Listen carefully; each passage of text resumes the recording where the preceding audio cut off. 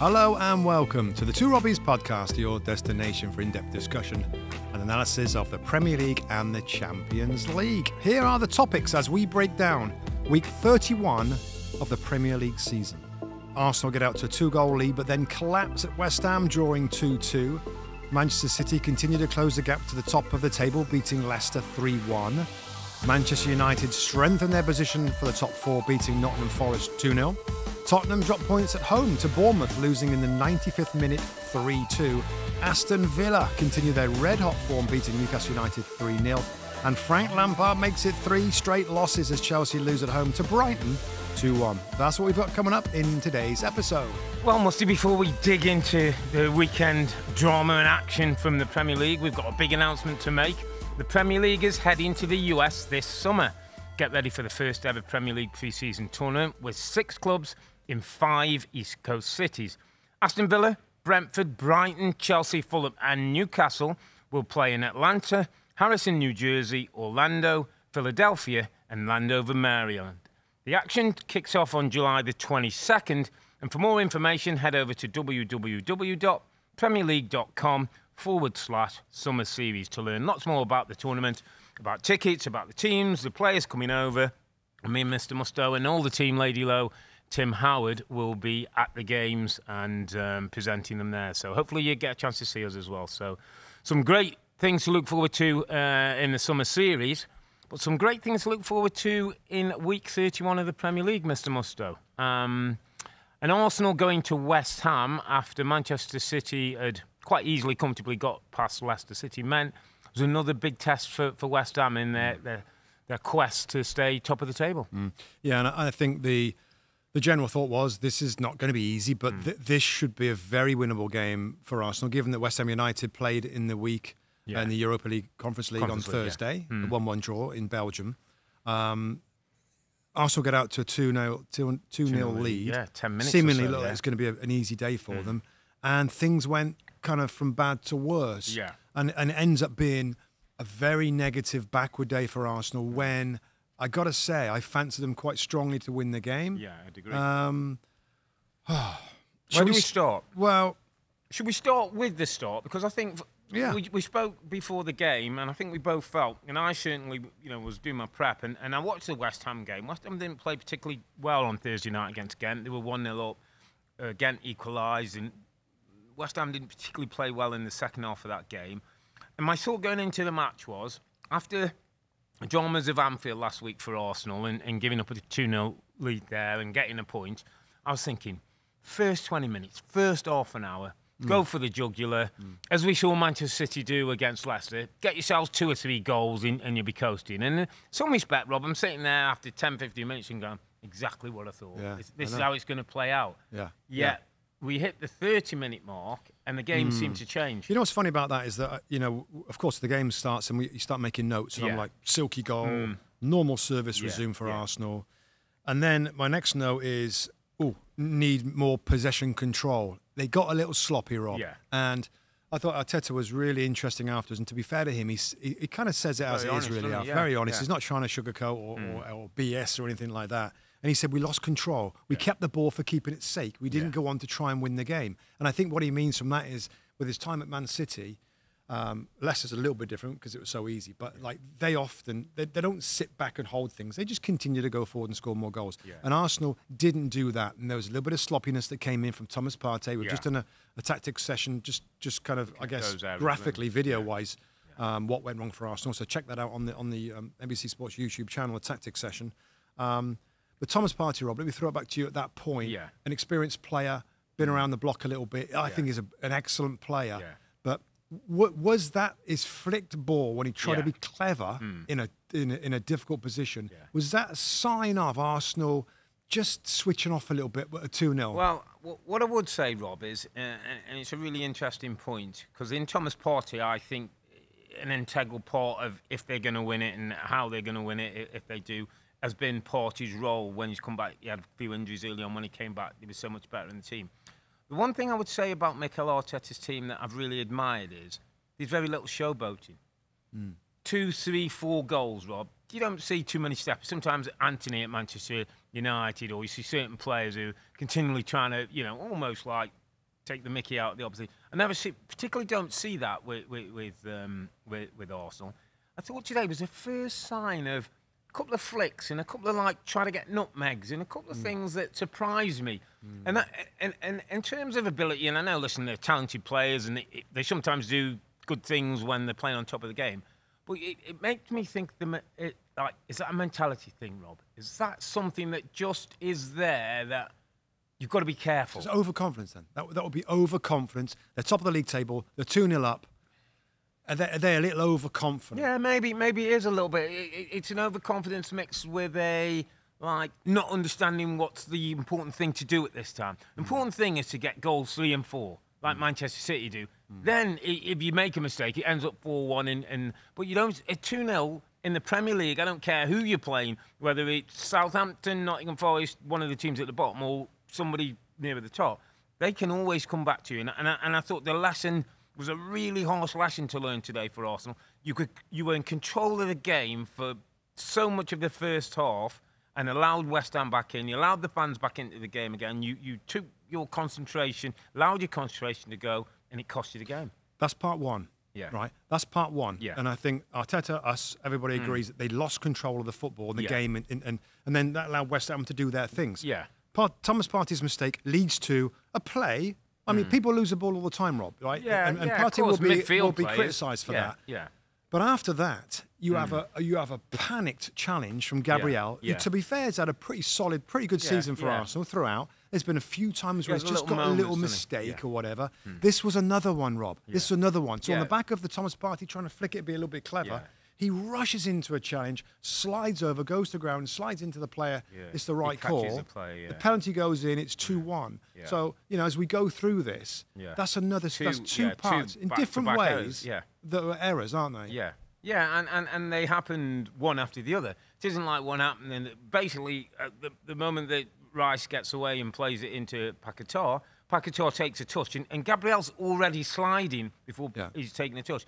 In his head, that's a panic in his head, Rob. That's a panic. It's an alarm bell. Yeah. And the other thing that and I felt a little for Gabriel because he was almost trying to pull out in the end. He didn't extend his foot, and Paquetá didn't go over his foot. It was too late. It was too late. He made that move to go to ground. And he went to ground, and then he realised, I'm not going to make it. And there was contact. It was obviously a penalty kick. And all of a sudden, West Ham are back into the game at 2-1. And that's 2-1. Yeah. And then Arsenal again, Arteta expects his team, all right, let's get hold of it again. And let's attack. Let's try and get more goals. Now, then we come against the really important 2 minutes, Rob, that they did find a way with a handball to get another penalty. Yeah.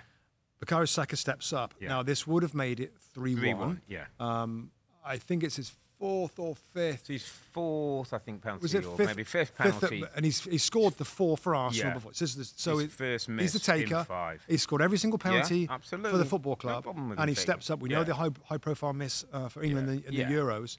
We almost feel like he misses. That. Yeah.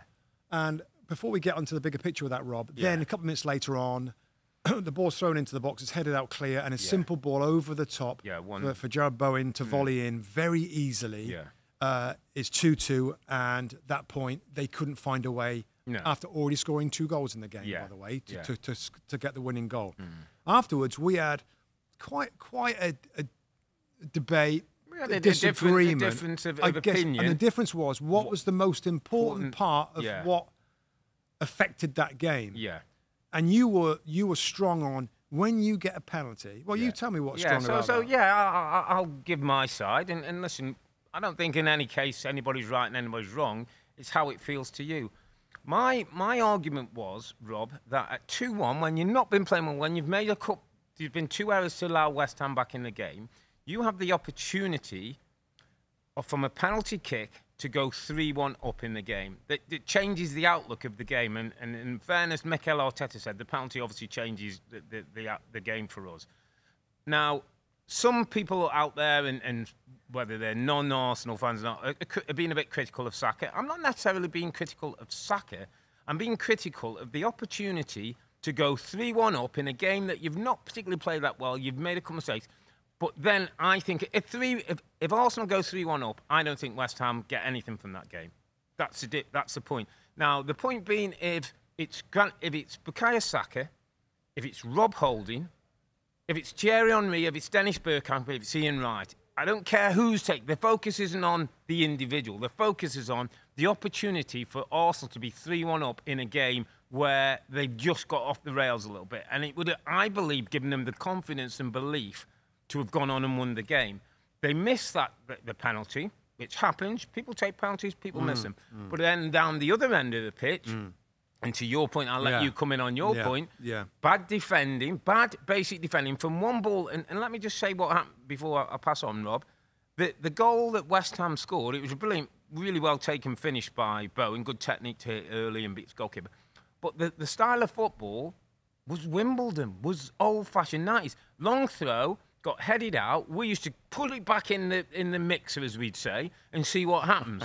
West Ham did the same. It got headed out by Gabriel. Came out to a midfield player, just hoofed it back in, and from there, Bowen gets a goal and West Ham end up drawing the game. So my point in all this in the studio, and, you know, of course, taking that chance to get 3-1, totally agree. The game's over at that point. Yeah. But penalties are missed. Penalties are missed. Arsenal Football Club, again, have scored 2 goals. Yeah. And what happens is in the last 15, 20 minutes when you want Arsenal to go at him again and find a way, Martinelli or whoever it is, Trossard comes on, it's hard because West Ham United are a different team, by the way. And, you know, the first 10 minutes when they're 2-0 down, we're like, oh, this is going to be... But then they're a different team. They've got something to hold on to. And it's hard to find the third goal. My point was, yes, he missed a penalty, but they were 2-1 up. They still should have found a way to win that game. Now, you know, I feel stronger that the defensive side of things for the club has let them down in this situation more than the missed penalty. And I think that's where we had a slight disagreement of what was... You know, and I think that comes down to, just to interrupt your point, is that the loss of control of the football is what leads to the poor defending. Right. Now, so there's 2 parts to it. The loss of control of the football absolutely is one part of it. Yeah. But you can still, with good individual defending, win. You can still keep a clean sheet. And both parts fell apart. Okay, but the only thing I would say to you, and we didn't have time, and I said after, is that we saw Manchester City yesterday, was 3-0 up, got to 3-1. Iheanacho hit the post. Maddison went through one-on-one, and they had a couple of other looks with Manchester City at 3-1. The 3 goals that Man City scored was a comfort that Leicester didn't. And Manchester City are the champions, are the best team in the league at possession and control. Leicester had a couple of great looks and could have been. So I'm saying Arsenal could have allowed some great looks. But if they get the 3rd goal, even if they have a couple of looks, I still don't think they don't get 3 goals to win it, and I'm not sure if they get 2 to get a draw. On the second part of that, Kieran Tierney's played, and Rob Holding continues to play. Yeah. Now, both of those players are good pros. They're good players in their own right, but we know that for the vast majority of the season, it's been different players in those spots. When Arsenal at their very best, William Saliba, who's been a star of the season, an unexpected bonus of a brilliant centre-back, has been out with this back injury. And I always feel the same way about your important players. Others can come in and, you know, can get away with it and do fine. They look okay, look comfortable. But the longer that goes on, the difference of those 2 will come about. Now, I'm not saying that these 2, though Tierney should have done a better job, in my opinion, to try and get back and stop the goal scorer. But I just think it's a bit of a... I mean, that's 4 goals in 2 games they've conceded, Arsenal. Having been 2-0 up in both of them. Having been 2-0 up in both of them. So it's 2 parts. The manager said it, and he's absolutely right. We lost control of the ball. When Arsenal moved the ball around, we've been in teams, mate, where it's a nightmare. Yeah, like good sides, and the game's is put to bed.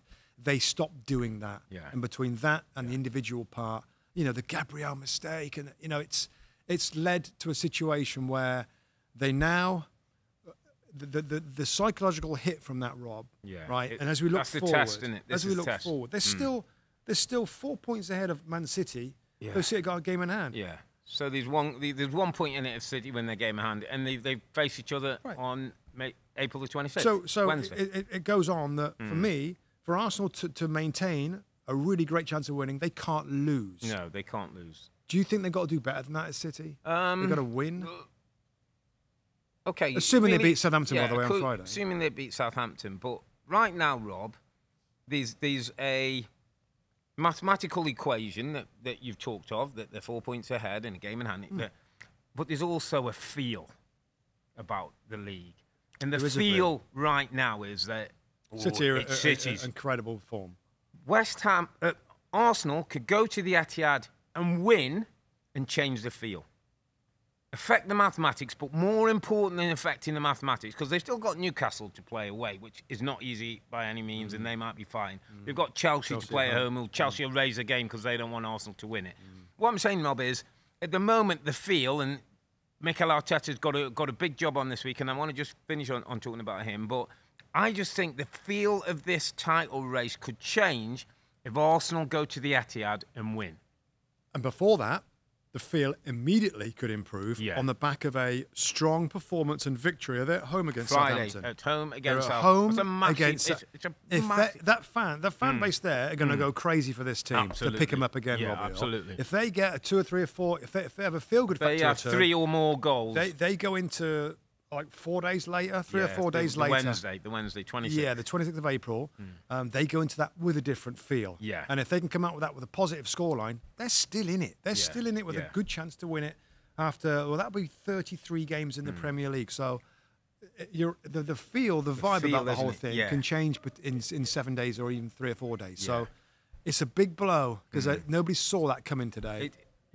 Little mention to our good buddy Lee Dixon, by the way, because he's been telling us this is coming. There's going to be a moment like this coming. He just said he doesn't know. Yeah. And nobody will know. No, not in terms of this is coming, like there's going to be a drop or whatever. But are you saying there's going to be a test for this team that they've got to get through yet? And it hasn't happened. In 30 games, it hasn't happened. This might be a test. My point that I'm trying to get to is that Mikel Arteta's got a week on to change the field, to make sure Southampton, the feelings changed.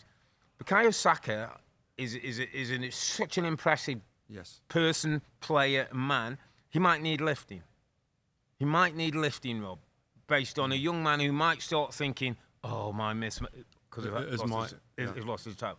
There might be 1 or 2 players, the Gabriels, the Rob Holdings, the Tierney's, if they're playing. If Zinchenko here was a groin a bit precautionary, so it's likely that he might be back. He's talked that Saliba will be back. But let's say, all I'm saying is, Rob, Mikel Arteta's got a really important role to play in making sure he gets the feel. And what I saw from the interview today gave me a lot of confidence that he's equipped to do it. He hasn't got to go back very far to remind this team how good they've been. They smashed Leeds 4-1. Yeah. Before that, they beat Crystal Palace 4-1. Before that, in the Premier League, they beat Fulham away 3-0. So it's not as though the players are going to be so that down. Only just over a week ago. Back. And the Anfield one, okay, that's difficult. That today was a bad performance and a bad result. And this is, going back to the manager and this group, how are they going to react from it? The last thing I'd say about it, Rob, is that whatever happens this season, right, and we'll summarise it all at the end of the season. There's so much learning that's happened in this season for the manager, first-time gaffer, big head coach of a club, and these young players to go through this, to go on a Premier League title hunt, a chase, a run, to be front. They got to learn a lot from that, and that holds them in good stead for the future, whatever happens this year. Yeah, but I think, as most of my Arsenal friends who've texted me in on social media, like, this seems a long way away. Seems a long way away, and this was a moment. But just a quick word as well for David Moyes, mate, because 2-0 down after 10, 15 minutes, could have got ugly, talking about his job and everybody speculating and with the Europa League and Conference League. Yet again, his team dig in, his team get a result. It was interesting that Arteta said West Ham turned it into their kind of game, and that's what they do well. So throw-ins, getting down the sides, counter-attacks, balls in the box. And he deserves a bit of credit for that. It's not always as pretty, as progressive, as current as all the other teams, but there's still something that's admirable about what West Ham do. Yeah, I'm looking at the league table. They're 31 points after 30, so in a good shape. Whenever you've got more points than games, it's pretty good shape. Good, Just quickly on that, mate. And by the way, we could debate every flipping topic all the way through here. Yeah. We had a bit of a disagreement again today about David Moyes. Yeah. And, you were saying you feel it's time for a change. No, in the I summer. say Whatever I feel happens. the club are feeling, the fans are feeling. I don't feel it's a change. I was reading a few things last night, and it's like fans are feeling, we love David Moyes, he's doing a great job, but we need something out. They want the next prettier thing now. Yeah, and I understand that. I just think one disappointing season, assuming that they stay up, and if they do win the Europa Conference League, the European trophy for the football club, I just still think it'd be a little harsh to switch him over in the summer. They might do it, and the fans still might want that. But I'd be surprised if you win something like that. It's a long campaign. If he doesn't win that, if he keeps him up, Rob, and doesn't win that, what's your thoughts then? My thoughts then are, okay, there's some good people available. Rob. I haven't got my list here. There's a good list of people. I mean, people Graham like, Potter, Brendan Rodgers. Brendan Rodgers available. You know, can you nick a Marco Silva, Thomas Frank, De Zerbi or something like that. There's some good people out there, so I get it, and I also understand the modern style of football. Fans want to see it, particularly West Ham fans. I'm sure they love David Moyes and what he's done for that club. Helped him out numerous times. But unless they win the trophy, I think we might see a change. Okay, mate. Let's move it on to a team that know how to win the Premier League trophy. So that's Manchester City, 3-1 winners against Leicester. Coming off the back of, the 3-0 win against Bayern Munich, you just wonder, is there any way their focus isn't right? But goals again, Rob. Erling Haaland with two incredible, a penalty and another incredible, very Haaland goal that takes him to 32 Premier League goals for the season. He's already scored as many as anybody's ever in a 38-game season, an incredible number. But City did what I thought Arsenal could do today is get ahead, get the goals and kill the game in the first half, which it ended up being for Leicester and Dean Smith with his first game in charge. Yeah, I think there's a story to the chat here is second half, and we'll get to that in a second. Yeah. I just thought that Leicester's first half was so weak, so fearful, so defensive, that I didn't enjoy the game. It was so easy for Man City to stroll around, get the goals, and then, the second half when both teams made. Just go back on that first half. Just because I want to ask you the question.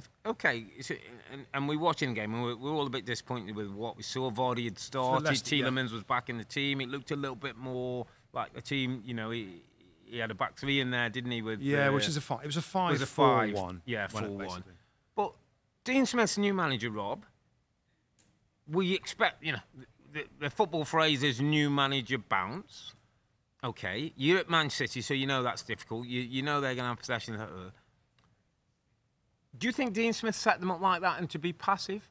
Or do you think it was a combination of City getting on the ball? From the very first kickoff, they went sat in front of the 18-yard box and never really moved for 45 minutes. I'm okay with the shape, the idea from the manager, right? 5-4-1. Yeah. We've seen City have problems with that before. Yeah, at times, But a passive 5-4-1 doesn't mean there's no engagement. There's no pressing at any point. Smith, I don't know. Yeah, I wouldn't think so. No, that's what I'm thinking. So. And that's why I think he made changes at half-time. Yes, he also said afterwards he's disappointed with the first half. He wanted more aggression. Listen, we can speak of this very, very clearly based on experience because I have been in that situation many times. Well, you're one of the midfield. You're one of the midfield players. You go into the big boys, and you know it's going to be a very physically difficult day. That wasn't physically difficult for Leicester. No. They didn't bust a gut. They didn't pressurise and really try and slide challenge or block the ball or close down and cover. It was very much sit back. This is going to be difficult. Like we're not going to get much from this game. Now into the second half. It was so easy for Man City, Rob. They made all the change. They made 5 changes pretty quickly because it was like a pre-season friendly. Yeah, training. And it got to so slow, almost literal walking pace that Leicester City. Hang on a minute, and had a few opportunities. Now, where I disagree, and I want to get your take on it, is that we heard some commentary from the UK, and a few were thinking that Man City's second half, they were lucky to get away with. This is them, by the way. This is them. No, they were lucky. They were lucky to get away with that. That's not very good from City. I'm thinking, what? No. They at no point looked like they were going to. Yes, Leicester had a couple of opportunities. Yeah. If one of those goes in, I think City changed a little bit. So for me, it wasn't that it was City's lack of talent or ability, or it became so easy with all the changes. The game went to super slow. The game was done after 45 minutes. We didn't need to play the second half, and that's where City got into that mould. Some changes came in. So their rhythm was different. Rodri was off. Haaland was off. So is that a worry? So the question is, was that a concern that City did that, or was it just a consequence of an easy game? Absolutely no way concern. I wrote that it's not. Some days you can be critical of City, but this wasn't one of those days. I didn't think it was one of those days to be critical. I think their game got so easy they switched off, and if they needed to at any point, they put the foot on the pedal again and go another gear. I think there was a thought to, we're 3-0 up. They got Bayern Munich. Bayern Munich on Tuesday night, isn't it? It's Wednesday. Wednesday night in Munich. In Munich. Yeah. We'll save ourselves for then, and we'll be ready. I thought so. I thought it was absolutely done to that.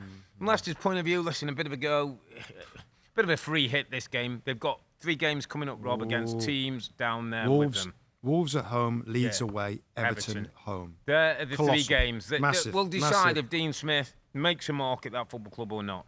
If they get points from those games, they can win 2 of those games. If they can get 7 points from those 3 games, mate, they're in business. They're in business. They'll be 32 points. Right now, when you look at it, they're banging trouble. And they've got enough quality in that group, Rob, to do that. I keep looking through the group. I know people ain't playing well, and I know where they're at.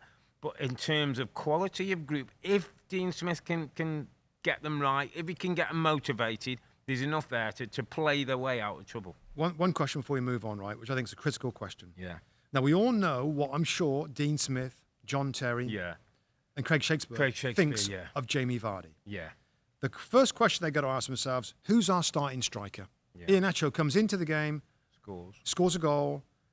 Who do they go with? Let's stick with the tried and tested Jamie Vardy. He's going to come good again. I think you have to see like training and other things. But from what I see on the 90 minutes from play, it's not Jamie Vardy anymore. Because he can't quite affect the games in the ways he used to. His clothing's not as good. He's running down the sides isn't as decent. He's putting defenders under pressure. He hasn't got the intensity. But I get why they want to start him. Of course you do. Because the one thing I wrote on my notes with Leicester is, when Leicester have edge and attitude, that's when they're a decent team. When they almost look like, I know you're the big boys, look, we're going to show you. That's when Leicester play. Mariton shows that I'm a top 6 player. Vardy does his bit. Tielemans, Ndidi. I mean, you go through the list, these good players, so they aren't you back in the team. Yeah. So I would agree. Iheanacho's one of them, Rob. When I start him, I think he should be sub. When he's sub, I think I should start him. Can't quite work out. Is Daka... Patson Daka as well. I don't know. Fit. It's a bit astonishing. 3 players that looked like that they could be, a starting striker for the club for the foreseeable future, but none of them can grasp it. Let me chuck one at you then, if you're not going to go that way, and I know you have to be a certain team to that. False 9. Could a Maddison type, with clever movement, and if you get Tielemans and you've got a bit of energy in midfield... I don't know, mate. Are they good enough to have another player who can keep the ball? He's good enough to do that. Yeah. The question is, and this is an Eric Ten Hag type of thing, swinging to Man United, don't you want your playmaker, like a Bruno or Ericsson, in the 10, further back? In the 10. No, but even further maybe, back. Further back, to get them playing, to get them on the front foot. I don't know. That's all for Dean Smith to figure out. Yeah. All I know is, they are banging trouble, and of all the clubs, I mean, wow, that's some story to be where they are right now. But again, let's say it one more time. Next 3, Wolves at home, Leeds away, Everton at home. Massive for Leicester City to get out of it. Next up, my friend. Southampton. No. What do you mean, Southampton? Oh, no. Next game. What's the on the list? Where's Southampton? Oh yeah. Is that right? That's wrong. No, that's wrong. Sorry, Nottingham Forest. Our producer's got our rundown. He's got the rundown wrong. I think that's where we got a little confused there. Okay, Nottingham Forest nil. This is Manchester United. Right. Nottingham Forest with the good home record, the City ground buzzing, the vote of confidence for Steve Cooper, a change of technical director this week, another change, but we got used to changes at Leicester, at Nottingham Forest. I thought that this could be possibly difficult for United. No Varane, no Martinez, no Shaw, no Rashford. Forest at home, if they can get it going. I remember seeing the West Ham game, I remember seeing the Liverpool game and thinking, Forest can cause you problems. They didn't today. They didn't cause any problems, Rob. The last thing I wrote in my pre-match notes is great time to play Man United. Thursday game, no Rashford, lots of injuries in defence. What I really enjoyed United today, Rob. I really enjoy the way they play. I love the width that they play. The City ground, we have the benefit, again, we said this before, of a tactical camera. Yeah. And it's a great angled one. And Man United's width is stunning. And it's not just one, but sometimes 2 players wide, makes the pitch super wide. That spreads out the opponents, which gives loads of space in the middle for you-know-who, for Bruno Fernandes and Christian Eriksen. Yeah. And they can move wherever they want to get on the ball. There's so much fluidity going forward. this is some of the best football Manchester United, and I know it's only Forest, and I know it hasn't always been consistently great, but I like what the manager's trying to do. Yeah. And this philosophy, this blueprint, this style, Man United fans are going to love it. We know that they're going to add to the squad in the summer. The quicker the blimmin' sale goes through, if it is going to be a sale, the better to try and secure the new players. But with a few additions, with this philosophy and style, which I think he's on to a winner. So I think Anthony was a benefit. Yeah. I think starting to see a little bit more production, a little bit more involvement from him. Jadon Sancho was bright. Was better, yeah. And when you got Casemiro and Bruno and Eriksen in midfield, there aren't many better around the Premier League. It's a shame that Casemiro and Eriksen, getting on a little bit, and it's not something they're going to be able to rely on for the next 5 years or whatever. And Casemiro as well, What do you think of Martial, by the way? Better. A bit sharper. Different. Interesting for the first goal. He got possession. He got robbed. In the past, he would have stood around and had a little shake of his head. His reaction, Rob, to win the ball back and then get the shot in that Anthony goes and scores the first goal. It seems to me, and Ten Hag is his own man, he's got a thing for Anthony Martial.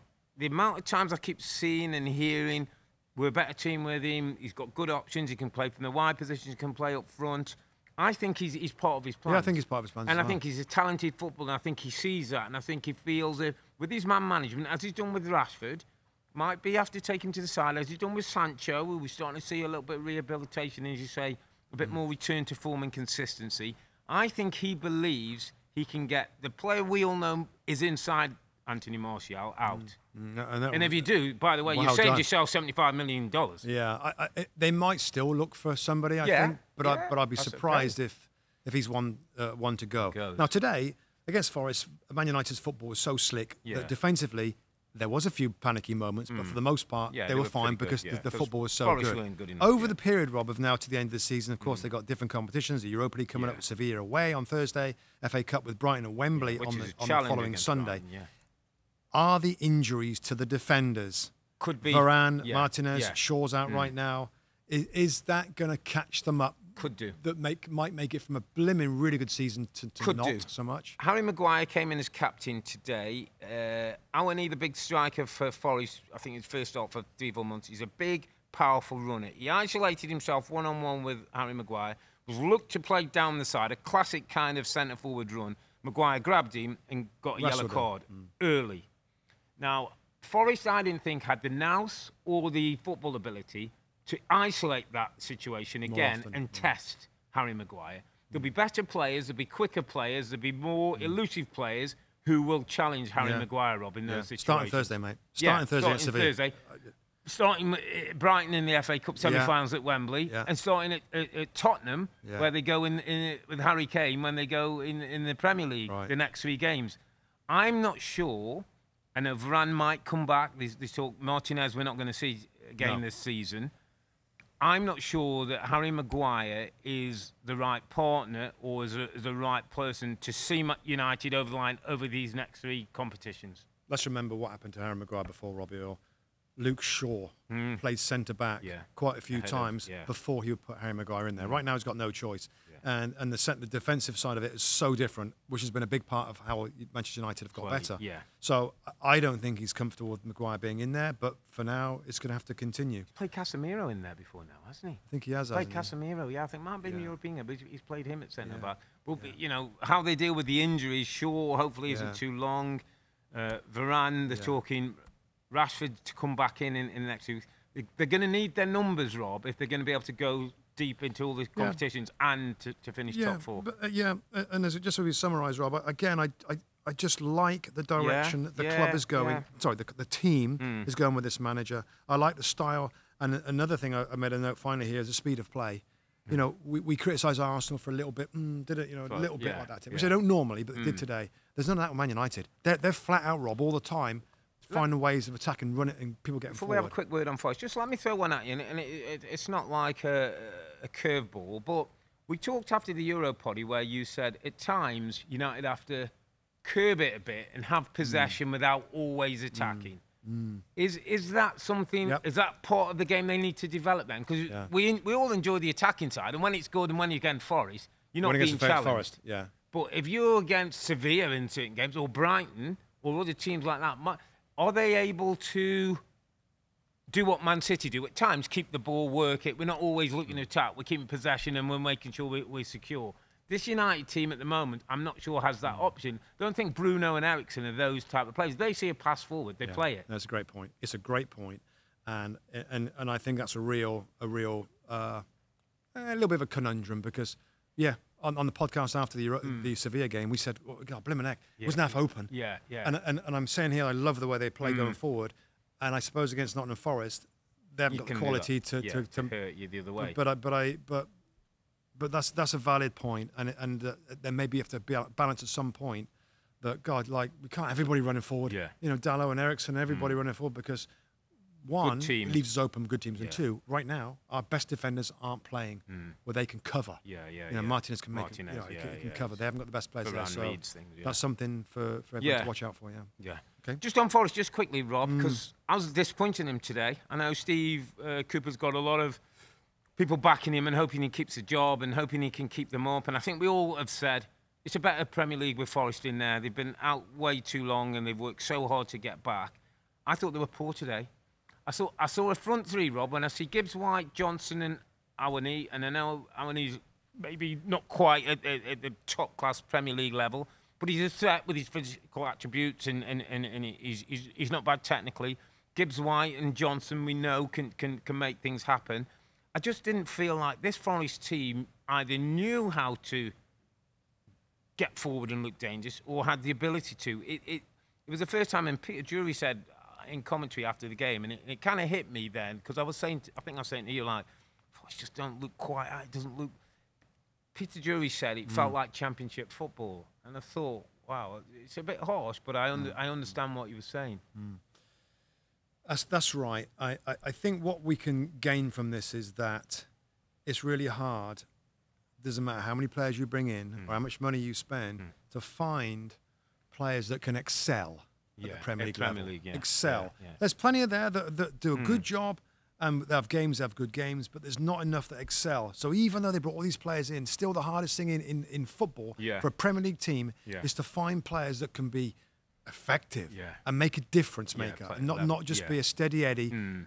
Forest got a lot of steady Eddies. I'd say Brennan Johnson's special. You know, Gibbs White's got talent. Gibbs White's got a little bit of talent, but wasn't really lighting up at Wolves that much.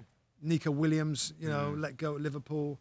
I don't know. I mean, it's and to be fair to the manager, he's sifted through everybody. He's trying to work it He's out, done the things I think we've suggested. Well, not suggested, but kind of hoped would happen. Find your best team. No play Danish, it all the Rob. time. Like I look at that one, I think. But he's you know, he's too little. Too little, but, too infrequent. I've got ability and can score goals. So, but listen, we don't see what goes on in the training ground. We don't see attitudes. We don't see a lot of things. But Forest are in it, Rob. They're right in it now. The spell of winless they're games. In it, but they're still connected to the rest of them above. So maybe at this stage of the season, that's what they take. Let's move it to Tottenham Hotspur, because there always seems to be a drama or two coming out of there. If it's not the two managers in the technical area going toe-to-toe, it's on the pitch. Gary O'Neill's Bournemouth find a way to go to Tottenham Hotspur Stadium, full house, with the Harry Kanes, the Youngman Sons, the Kulusevskis up front, a front three to die for if you're Gary O'Neill, and finds a way to win the game 3-2, Mr. Musto. Well, okay. So first off, I'm going to jump straight to it. My underappreciated performance this weekend. You couldn't wait. I can't wait, because Gary O'Neill has done an incredible job, and I think those who follow our podcast very closely over the season, I might have given it him really early in the season, probably before he got the job full time. But to do what he's doing right now with a lot of average, steady Eddie midfield. The Nottingham Forest type players. Kind of. He's getting a little bit more from them. And I got to say, what a good job he's doing, Rob. I like the way he speaks. I think he's a bit of a smarty. He was a midfield player. I think he thinks about it a lot. He makes changes to his team, by the way, for the opponents more than people probably expect. He looks and at the for somebody to come in as not an afterthought, but like, what, Gary O'Neill's in charge right now. They picked up immediately. Yeah. And for that initial, he got the job. Yeah. And as you've said many times, well, you give him the job, sometimes it goes the other way. And he Yeah. did to start with. Yeah. But he's picked it back up again. Got a little bit of money in the summer, which has really helped. Yeah. Because the guy who scores the winning goal, Dango Ouattara, from Lorient in French football for $25 million, scored the winning goal late. Lovely little cut inside. Got his first goal. He was on loan from Roma. Right. Brought in. Nice little pick-up. So a nice working club, identified issues, and to be fair, the American owner, Foley, isn't it? Is it Bill Foley? Yeah, the Bill owner, Foley. Yeah. Said, we're not going down. I guarantee it. Which we were like, wow, really? Yeah, massive guarantee, Bill, but you're looking good now. So far, friend. the manager's doing a job. Points. Good signings, and 33 points. I mean, you're one. What, you're winning a draw away, Rob, really? Yeah, you're 4 points from probably starting to think about the summer. Which I didn't see coming. It's going to be another team. I'm very happy to admit that I was wrong. At the start of the season, I thought Bournemouth would really struggle. Bournemouth are at home to West Ham next week. Yeah, then Southampton away, and then Leeds at home. So 3 games, Rob, to maybe nick 4 points. Against teams that are in and around them. All around them. It means that they don't get any ground on you. I mean, it's right. It's a great shout, Gary O'Neill. I love his presses. There's certain presses I go to his straight away. He's very honest. He's very open. Got a good way about him. Talks about his group. So very studious with obviously looks at the opposition's threats. And you know, I did these teams, Rob, and I was doing the 2 teams, and I'm going through Spurs. You've got international after international, mate. You've got quality after quality. I'm going Son, Kulusevski and Kane, if they get the service, win the game because they're a level above Bournemouth. Yeah, they are. Jack Stevens and Chris Mepham, Lloyd Kelly, who's been around a little while at this club and been a brilliant player. He matched him up, didn't he, tactically, Rob? Yeah, he matched him up. He went 3 at the back, which is changed the system, which he's looked at. He's realised his threats. He's got his fullbacks deep when he needs to. He's got him higher up the pitch with Vina when he gets his goal. Fair play to him. Yeah. Great credit, great win. Brilliant, amazing win. Another bad day for Tottenham, Rob. At home again, you never quite know what you're getting. One thing that came out last night, we didn't quite pick it up because that 10 o'clock window we have so many games. Davinson Sanchez came on the pitch, Rob. I don't think people were enamoured when he came on. He got booed apparently, and again, this is just what I'm hearing. He got booed apparently every time he touched the ball. He was involved in the equalising goal, for Solanke. He towed it back into the Solanke's path. Solanke scores, and he got taken off. Subbed on, taken off. Hugo Lloris came out and actually tried to back him and say, Spurs fans, listen, this guy's trying his best for the football club. You know, like, he's one of us. Let's show him the appreciation. And the manager Stellini said the same thing. Yeah, but he needs our support right now. Got to be careful things don't start falling away at this football club, I think. Well, the decision was made, Rob. Yeah. The decision was made with Antonio's rant. Yeah. The decision was made that it was untenable. And we had the conversation. Yeah. And we said, okay, I get it, because it was a pretty horrific rant. But that's a big call. Yeah. And that's a big call. And if it's in the best interest of the football club, they felt that Stellini now and Ryan Mason would have a better chance of this team finishing in the top 4. Doesn't look like it. With him. Yeah. Doesn't look like it right now. No. And maybe it would be the same if Conte was still manager. But it's still a big call. You still would have Antonio Conte, have a guy in charge, wouldn't you? Whipping him into shape, trying to push him over the line for the top 4. You'd have that, which you don't now. But I don't know. Listen, it's not finished right now, and massive I feel game against for United, Spurs by the fans. way. Yeah, massive game coming up then against Manchester United. They got Newcastle away, and then Man United at home. Yeah, 2 massive games right there, mate. For the top 4. And then Liverpool away, by the way, as well. Yeah, they're not going to do it, are they?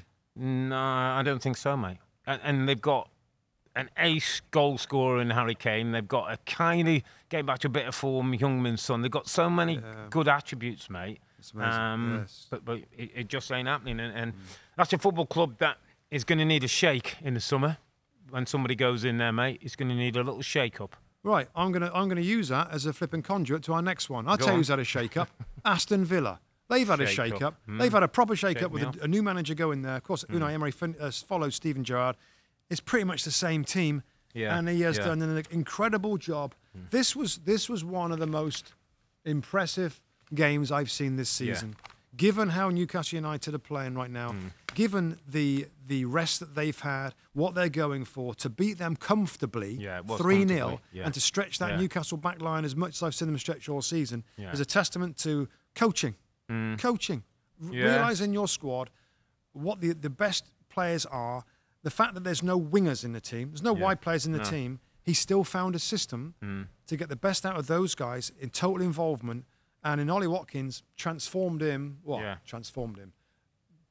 Put him back to where he was as an England. In front of the England manager, gets 2 goals, Rob. Looks an absolute threat running in behind. The best defence, by the way, in the league. Yeah. And it was an ode, really. We talked before the game, and I think we did a good job of saying both these coaches deserve credit because they've gone in with groups of players who we've all had opinions on. You looked at some of these players under Steve Bruce and others, and we're seeing them completely different light. We're seeing the Steven Gerrard Villa, and we're scratching our head like, Buendia's better than this, isn't he? And McGinn's better than this, and Louise. Now we're seeing a system. Now we're seeing a manager who's connected the team up. We're playing in a way.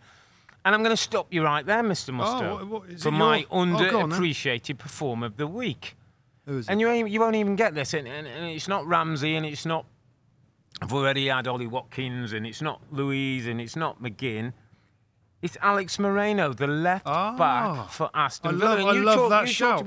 And by the way, he was the first signing Unai Emery got as he came in the door. And let's remember they got Digne, who's an excellent left back, but he wanted something different in the system that he plays. He knew Moreno. I think he played up to $16 million from Betis for him. He knew him from Spanish football. He's 29 years of age, Rob, so it's not a kid, but it's one for like plug in and play now. Mate. Plug and play. In that system where you talk about they narrow up, he can get down that left-hand side as he does. And he can dribble. He can get around the outside. He's got 3 assists already this season. He's very comfortable on the ball. He knows his defensive positions, his distances and things are good. A sneaky little pickup. It's a brilliant shout. It's a brilliant sneaky little pickup for up to 16 million, which is peanuts. You love it. And we just said about finding players that can be effective, not just hold their end up. That's know-how, though, isn't it? That's European know-how for Emery. He's seen him, he's known. And he knows what English football, because he's coached before, so he knows what it's about. It's a brilliant signing, and he is underappreciated. Yeah. And people don't watch Villa games. Just watch what he does and his quality on the ball. Rarely gives it away. Sharp with his defending, and he was involved in the goals going forward. But what a Villa performance! What a turnaround! What a performance! And I just another team I love watching play at the moment. I loved when. Do you know what? I loved Unai Emery. He walked down the tunnel at the end. He doesn't take too long. He doesn't. He shakes hands and he's off. But the Villa fans, being the Villa fans, and we've known Villa. I used to live near. I lived in the Midlands, so I know Aston Villa. I used to go games on them numerous occasions when they were winning things, when they had brilliant teams there. And I know what that place is full. Yeah. I know what that fan base is. And when they're cheering him walking down the tunnel, it made me think of. Do you know what? English football was disrespectful to this guy when he was at Arsenal. People thought he was a bit of a laughingstock, and it was the old good mornings, and everyone was taking a little bit of the mick out of his language and the way he spoke. No one's laughing now, by the way. He's got him 6th in the table, chance of European football, and he's got a proper sized football club, Rob, that could go. That could challenge top 6. No, it's a great point, and that Arsenal squad he had at that point. Yeah, I mean. That was a struggle. Obviously, lots have changed since then. So it was a difficult job at Arsenal, a difficult job at PSG. But the work at Sevilla and Valencia and Villarreal, exemplary. Yeah. And it's just fun to watch. I have some Villa friends as well that can't believe really the change around. And Aston Villa, 6th place in the table right now, and a very good bet to be playing European football, which I think's been gone. I read it somewhere. They were 1 point above relegation when he took over. 1 point above relegation. Yeah, that's good work. Look, for Eddie Howe, because it was an off day, and I was thinking about Newcastle yesterday, and I was thinking, very rarely have I said all season, it was an off day for Newcastle. Right. Agree. And it was just one of them, wasn't it? And he's apologised, said it wasn't us, didn't quite know where that performance came from. I think I know where it came from. Aston Villa. Yeah, give them credit. This isn't one for me. Yeah. Well, maybe whether I'm right or wrong. This is one of them where it's well done, Villa. For making. Sure. They were stretched all over the place, Newcastle, defensively. A fully deserved victory for Villa. Well done. Newcastle home to Tottenham next weekend, my friend. Big game for those two. Well, it's an easier game. Villa was a difficult game for them. Bigger test. Okay, my friend, let's go to a few other results. And we have to start with Frank Lampard's Chelsea. Oh, blimey. 3 games for Frank. 3 defeats, 1 goal scored. Not great at the moment. They face Real Madrid. Second leg of the quarterfinals of the Champions League. They're 2-0 down in that one. people are talking about and hoping about maybe an early goal in that game gives them a chance in front of the Stamford Bridge faithful. This isn't kind of playing out as Frank would have thought or Todd Bowley would have thought, is it? Well, I don't know what I think this appointment was about.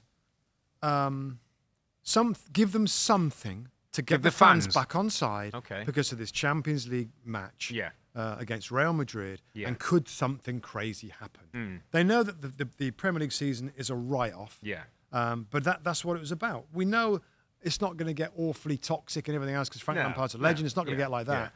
But I got to say, I think Rebecca in the studio this weekend, Rob, I think she read something along the lines of, is this season from Chelsea Football Club one of the most embarrassing performances of any team? Based on what the expectation was at day one to where you finish. And the amount of money that's been spent with the new managers ownership that you've gone through. They're 11th place. They've got 39 points. I mean, are we just going to assume that there's enough quality here? They're going to sell players, Rob. They have to sell players. They have to sell players. And I saw on the TV about the potential players that are leaving the club. Yeah, could leave the club. I was like, well, that's some of their best players. So they could leave, like Mason Mount was on there. Mateo Kovacic was on this list. Ryan Sterling was on the list. Christian Pulisic was on the list. Like, there's a lot of good players there. So is all the trust going to go into the new ones? Zacharias and who we don't know we really don't know. And is he on? I think he's on. Is he one that's on loan? I think, isn't he? So there is a potential for an incredibly embarrassing. I don't want to say waste of money. It sounds harsh, but like mismanagement of a giant of a football club that we've seen for a while, and on the back of maybe falling foul to financial fair play, where you have to sell a lot of players, they could be stuck with these young players some of them are talented, but some of them are not that amazing, I don't think. Two things to say there. I mean, it was interesting because on the lowdown, I must have get the chance to turn the tables on Lady Lowe, and one of the questions in the lowdown was, for the new manager coming in, two big London clubs, Chelsea and Spurs, who's in better shape? Which clubs are in better shape for the new manager? For the new manager, and Lady Lowe said Tottenham, and I would probably agree with her right now. I think at least with Tottenham there's a bit more stability and understanding of a bit more and right manager. But the point I'm making, Rob, and it's a good point to say, what was Frank put in for? Basically, he's a legend at the football club, so some of the toxicity will go away. The club that, hopefully he can boost a couple of the players, some of the young players might look up to him and all that. But is there a point where, I heard and saw a couple of things yesterday where a few of the fans were having a little go at Todd Bowley as he was leaving the stadium. Now, listen, fans have opinions, and if he put another 100 million, he'd probably be wrong. But could things start to turn a little bit ugly at Chelsea if this kind of run continues? Despite Frank Lampard being in charge, we've still got 7-8 games to the end of the season, so 6-7 more weeks. This is Chelsea Football Club, Rob. They're 11th in the Premier League table. They've just lost at home 2-1 to Brighton. Who they've raided for players and the manager. Who were for the better team. Yeah. Listen, that's a great point. And it could get a lot worse starting Tuesday. Tuesday is the second leg of the Champions League. They're behind 2-0. They're at home to Real Madrid. Yeah. If they get smashed at home to Real Madrid in this game, I mean that's season's over. Yeah, and they got plenty of games left. For the fans to express their concerns or whatever. Now, I'm not sure it's a great comparison, Rob. I'm just trying to make the point that owners that apparently spend a ton of money on their club and they want to invest and they want to take it to a place that's going to excite everybody. If they don't have the right know-how to do it, Everton, it's a great, then because of financial fair play, it can get pretty bad. Where we can't do it because we've got to sell players and stuff like that. Now I'm not saying it's going to get to that point. Because of the financial investment they've made and the financial fair play rules. And if the squad isn't as good as what maybe you might expect with that amount of spending, then this might be the part of the table that they have to be in for a little bit. I mean, it's anyway. That's I guess that's looking on a real worst scenario, but I think it's worth a mention, given where they are on the league table and they lose to Brighton. I mean, you could argue strongly that was the best run club in the Premier League against the worst run club right now in the Premier League. I'm forever loving Brighton. So I just who can't De Zerbi and the way team, they play, the way they play, the philosophy. And Ciso as it comes on and gets the winning Ciso, goal. another He's a one. proper player, Bonanotte, by the way, is another one that I know the club feel off the thing. thinks going to be special. The succession planning of managers and players and young. I mean, everything that you'd hope a club to do, it's doing it. And whether it can continue, I don't know. But wow.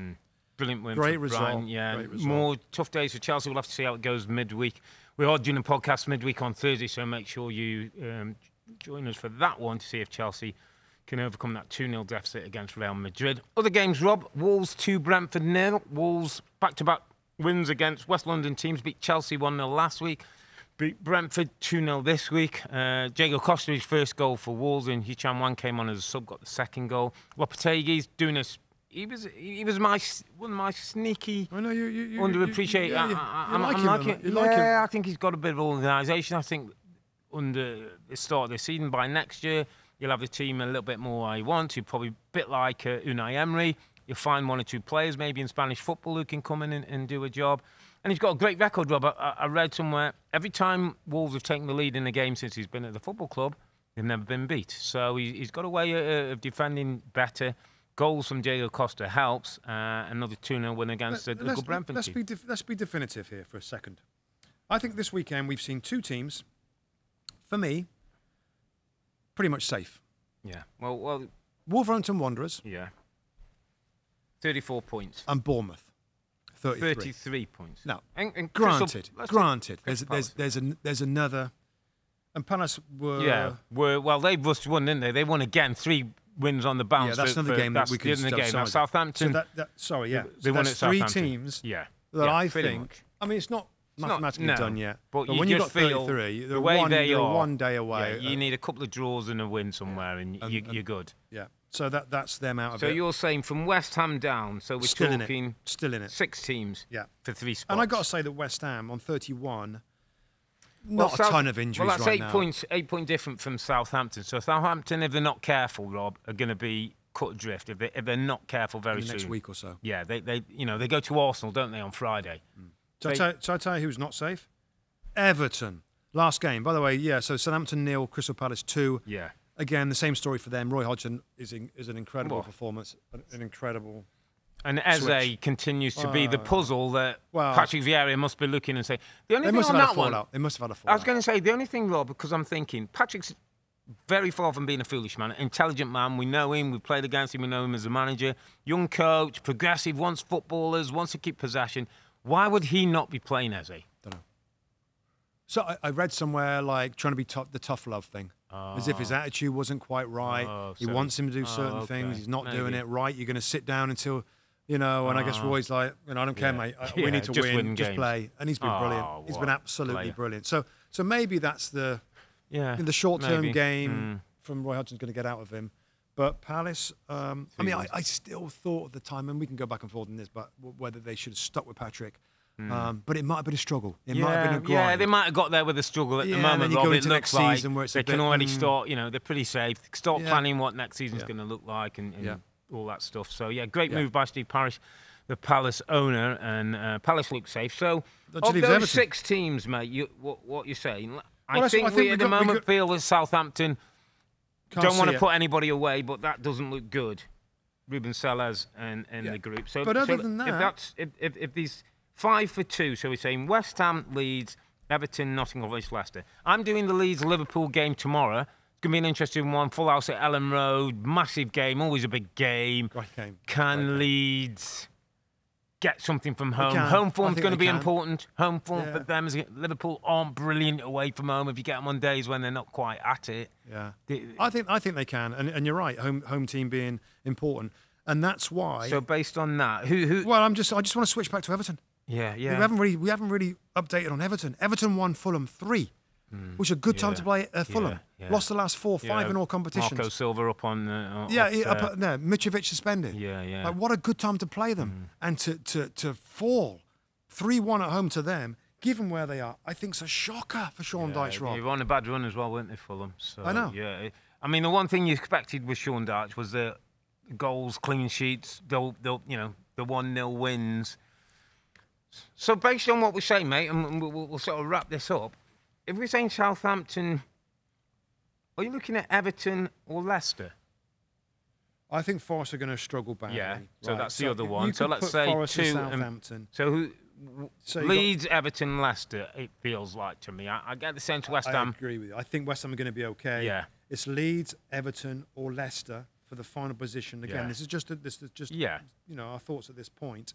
Of those 3, I still kind of think Leeds. I still like their young forwards, the creativity that they've got. They can find goals, can't they? They can find goals. Yeah. Can they stop them? Is usually the question. So Everton most likely to pull away, or Leicester City, Robbie. Or let's take it down to that point there. Wow. 2 managers that are in trying to make a difference. Sean Dyche has some time. It comes down to Team Smith. I would probably say in Sean Dyche, I would trust more than Dean Smith and Leicester. Not Dean, but some of those Leicester players, Rob. I don't know. There's more quality in Leicester. There's way more quality in Leicester. But they shouldn't be down there. If it was a matter of quality, they're mid-table anyway. I might go for Leicester. Between Leicester and Everton. You might go for Leicester to find stay. More points. That being said, they're 2 behind. And it doesn't sound a lot, but 2 points is kind of a lot when you're scratching around for a point. So, I don't know. That's a little. Let's review that week by week, mate. It's going to go. Yeah. It's going to go down to Leeds. Maybe we're wrong with Leeds. Yeah, let's see how Leeds get on against Liverpool tomorrow, and then we'll pick this up again next weekend. Listen, mate, great weekend as ever. It's an Arsenal team that let a 2-goal lead slip again. It looked like they maybe handed the advantage to Manchester City, while at the bottom, Everton, Forest and Leicester all lost and are in danger of the dreaded drop. We'll be back on Thursday, that's April the 20th, when we'll review an important week of European football. Champions League with Chelsea 2-0 down against Madrid, Manchester City 3-0 up against Bayern, and the Europa League with Manchester United 2-2 with Sevilla, and the Conference League where West Ham are 1-1 with Ghent. So make sure you join us for all those important games midweek. But for now, I'm Earl, he's Musty, together with the 2 Robbies. Thanks for watching and listening. Be safe, stay healthy. It's a good night from me. And it's good night from him. Good night.